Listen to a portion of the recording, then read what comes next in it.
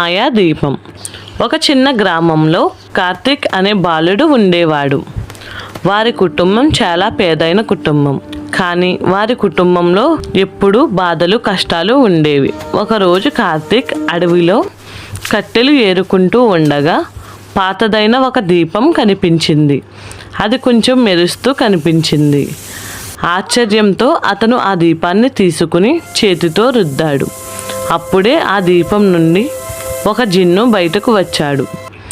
ఆ బాబుతో జిన్ను ఇలా అన్నాడు, బాబు, నేను మాయాదీపంలోని జిన్నుని, నీకు 3 కోర్కెలు నెరవేర్చుతాను అని అన్నాడు. అప్పుడు కార్తీక్ చాలా సంతోషపడ్డాడు.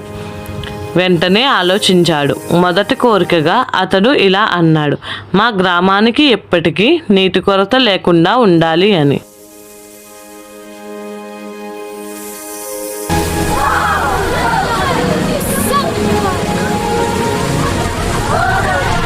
తరువాత కోరికగా తన గ్రామంలో పేద పిల్లలందరికీ చదువుకునే అవకాశం ఉండాలి అని అడిగాడు.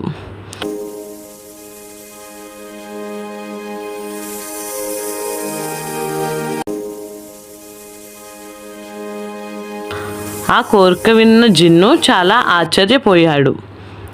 నీకోసం ఏమీ కోరుకోలేదా అని అడిగాడు. కార్తీక్ చిరునవ్వుతో ఇలా అన్నాడు, నా గ్రామం సంతోషంగా ఉంటే నేను సంతోషంగానే ఉంటాను అని.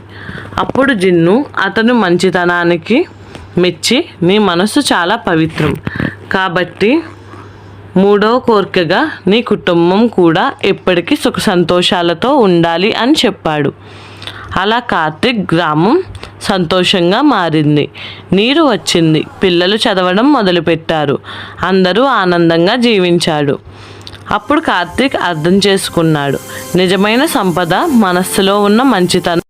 కథలోని నీతి, మన స్వార్థం గురించి కాకుండా ఇతరుల మంచి కోసం కోరితే అందులోనే నిజమైన ఆనందం మనకి వస్తుంది.